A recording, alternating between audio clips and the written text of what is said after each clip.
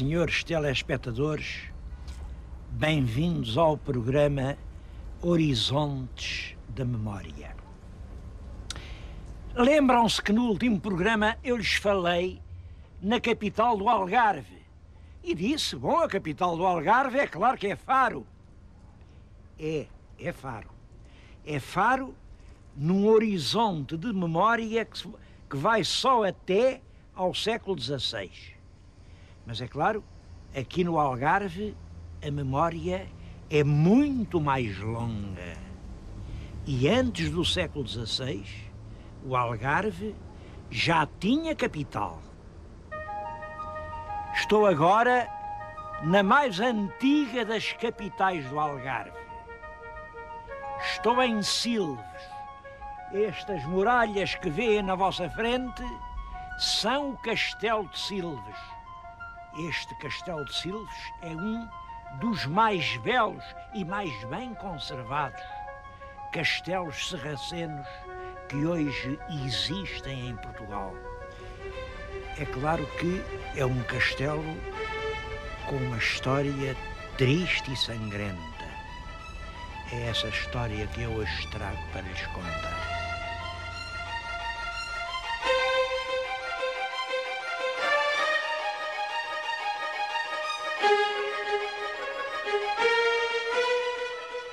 Silves é uma terra antiquíssima.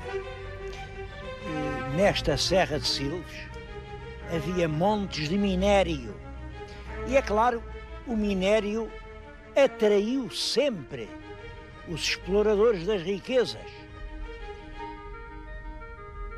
Eu penso que há vestígios de ocupação humana de há cerca de 4 ou 5 mil anos.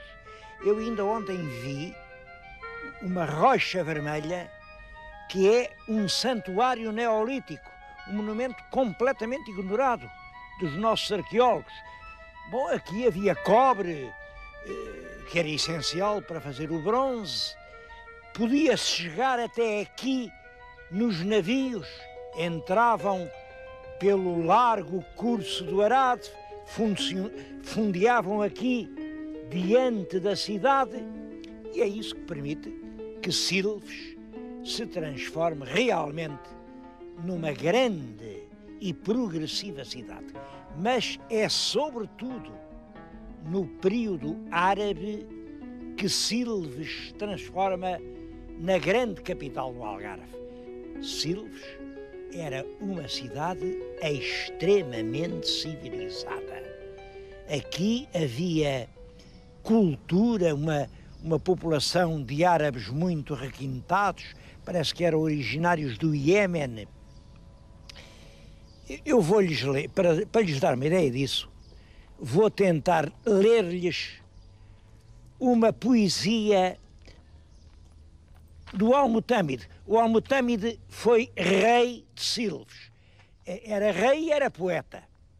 Fazia versos. Bom, ele saiu daqui, viveu aqui a juventude, mas depois foi para Sevilha.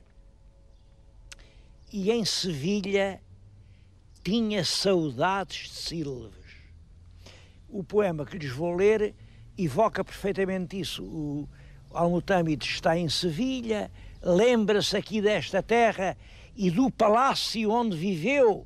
Era o Palácio das Varandas, onde viveu, imaginem como um rei vive. Claro, um reizinho cheio de tudo quanto é bom.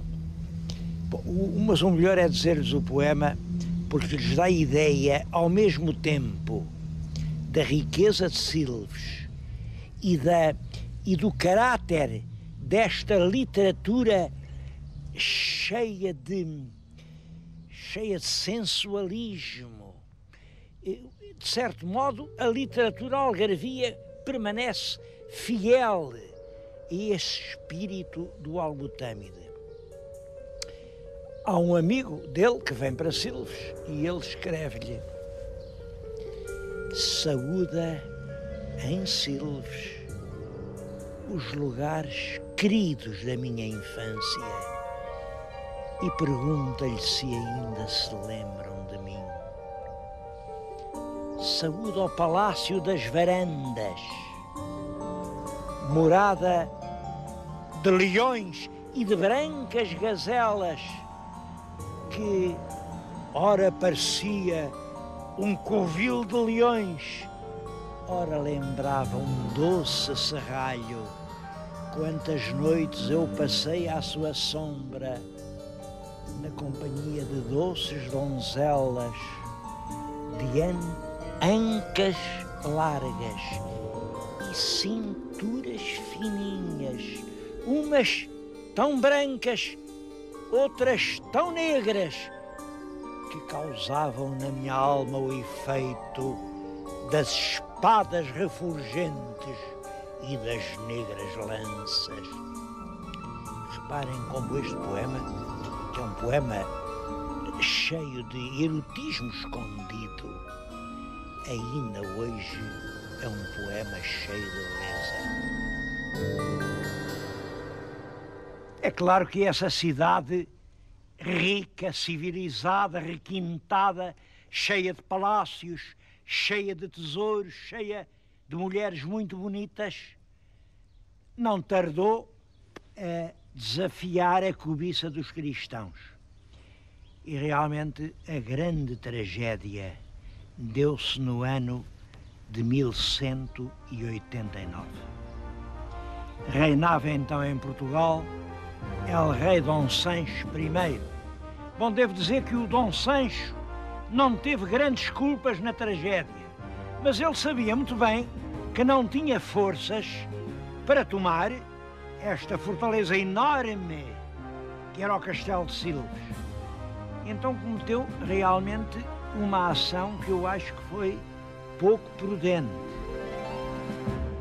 Passava por Lisboa uma grande armada de cruzados alemães, flamengos, holandeses, ingleses, frisões, tudo gente feudal, de costumes brutais, sangrentos.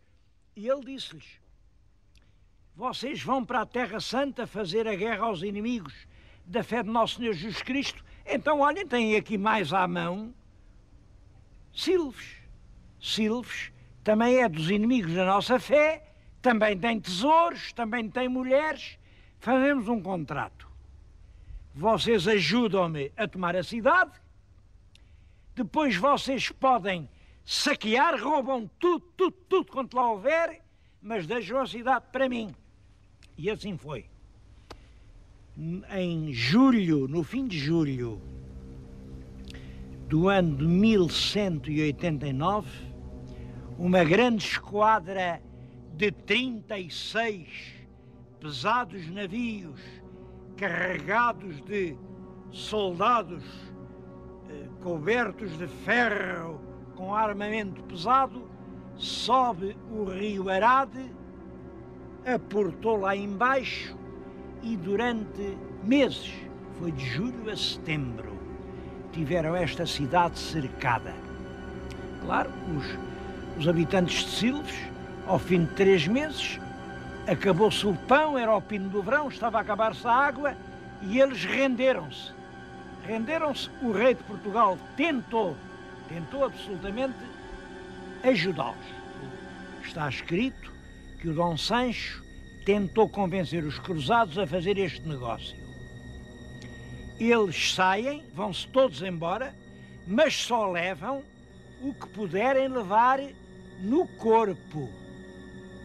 Tudo o resto, ouro, prata, moedas, tulhas com trigo, pipas com vinho, tudo fica cá e vocês podem levar. Os cruzados não aceitaram e disseram: não, eles podem se ir embora, mas não levam absolutamente nada. A crónica diz que as mulheres dos mouros ficaram nuas. Nuas, não julguem lá que era por isso que vocês pensam. Nuas porque estavam vestidas de seda. E os cruzados não pouparam uma peça de vestuário. Levaram tudo. Tudo. E ainda por cima exerceram, diz que a cidade cheirava a morte, foi uma mortandade horrorosa. Quem escapou fugiu caminho de Sevilha. E a Silves, cidade lindíssima, ficou um montão de muralhas tisnadas a cheirar a morte. Mesmo assim, pouco tempo foi cristã. Passaram 2 anos, o Miramolino de Marrocos voltou aqui.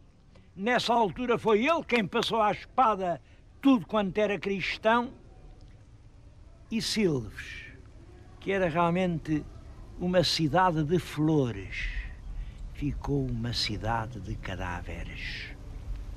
Claro, uma cidade abandonada, os campos nunca mais foram amanhados, o rio Arado, por onde os navios tinham vindo, foi assoreando, a cidade acabou por estrangular completamente. E quando se chega ao século XIV, ao século XV, Silves é uma cidade a agonizar. O relato dessa conquista de Silves em 1189 está descrito num livro que é a relação da derrota naval, façanhas e sucessos dos cruzados que partiram do Escalda para a Terra Santa no ano 1189. Foi traduzida e anotada por João Batista da Silva Lopes. Bom, eu queria aproveitar este programa para prestar uma homenagem à memória completamente esquecida de João Batista da Silva Lopes. Este homem era aqui um algarvio, ele nasceu em Lagos, formou-se em Direito, andou em Coimbra, era advogado e muito jovem, em 1828, assim ao primeiro soluçar do liberalismo, vieram as justiças e prenderam-no. Prenderam-no e meteram-no na Torre de São Julião da Barra, nos calabouços subterrâneos. Ele passou ali 6 anos. 6 anos sem luz. Só recebia uma vaga claridade das frestas que vinham das abóbadas. E apesar disso, passou 6 anos a escrever laboriosamente a relação daquele martírio que foram 6 anos passados nas prisões do absolutismo. Desse relato feito ao longo de 6 anos, resultou uma das grandes obras literárias da literatura portuguesa dos inícios do nosso romantismo. É o relato dos presos de Estado na prisão de São Julião da Barra. É claro, só foi publicada quando a Revolução triunfou e ele pôde sair dali. Trazia consigo a obra, mas tinha perdido a vista. João Batista da Silva Lopes cegou completamente com esse feito temerário de escrever na escuridão o seu martírio. Eu penso que isso sim, isso é que é um herói verdadeiro. O herói não é lá isso, ter sido ministro durante uns tempos, ou de fazer uma ponte, ou de vencer uma batalha. Heroísmo verdadeiro é esse. Durante anos e anos, quando a vitória parece impossível, ele não desistiu e denunciou ali para a posteridade as brutalidades dos seus carcereiros. Todavia, esse livro é hoje quase completamente esquecido da maioria dos portugueses. Eu não estou a dar recados a ninguém, mas que pena que eu tenho quando vou a Lagos de ver que ainda não fizeram sequer uma lembrança, uma estátua, uma recordação de João Batista da Silva Lopes. Depois dessa violação brutal que a conquista cristã representou, Silves não voltou mais a ser o que era. Os cristãos retomaram-na com o pai Pérez Correia. O pai Pérez Correia era mestre de Santiago e era dos tais, quando tomavam uma cidade, tudo a fio de espada. Às vezes não escapava cão nem gato. E julgava ele que bastava fazer assim uma linda igreja e a cidade renascia. Não renasceu. Aliás, logo aqui começa uma história estranha. O tal pai Pérez Correia era mestre de Santiago, mas Santiago era uma ordem que dependia do rei de Castela.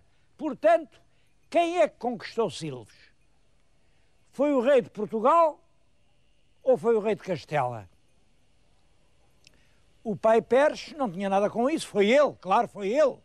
Os mouros morreram, os cristãos não sabiam a quem iam obedecer. O rei de Castela, Afonso o Sábio, Afonso X, mandou construir uma bela catedral. Ainda hoje, a Catedral de Silves é um monumento magnífico. Vale a pena entrar no interior. Vejam que soberbo monumento aquilo é. Isto destinava-se a ser para sempre a capital espiritual do Algarve. Silves é cidade desde o século XIII, uma das mais antigas cidades portuguesas. Só que não vale a pena o governo estar a dizer: olha, esta é a cidade, aquela é a vila, aquela é a aldeia. Isto de ser cidade, vila ou aldeia depende fundamentalmente das condições de vida. E à medida que o rio Arade ia secando, a cidade de Silves ia morrendo.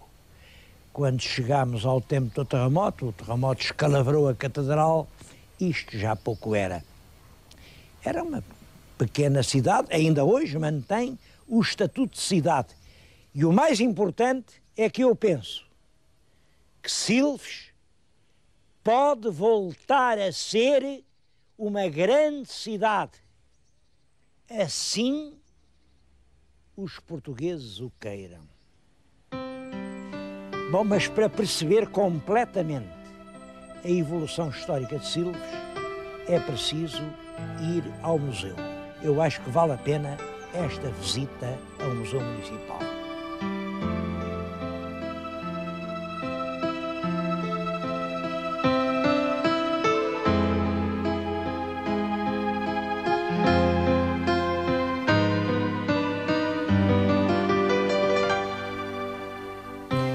Este museu é notável por muitas razões.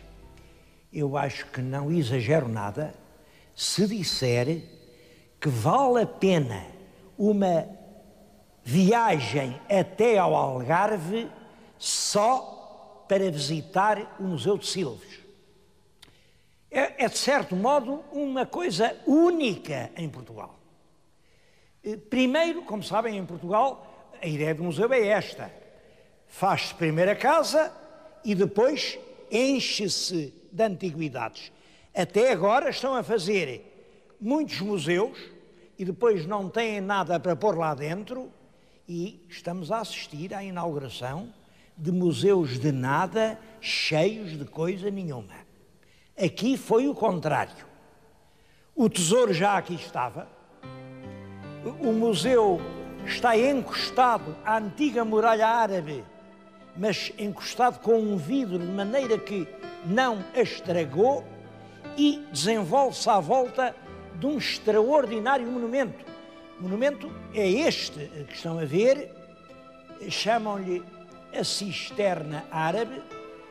Eu realmente não creio que seja uma cisterna, penso que é um poço para o acesso ao nível freático, quer dizer, garantia que nunca faltasse a água em Silves. É um monumento extraordinário, praticamente único no mundo. Mas não é só isto, é toda a concepção, e é uma outra coisa que eu queria pôr em evidência.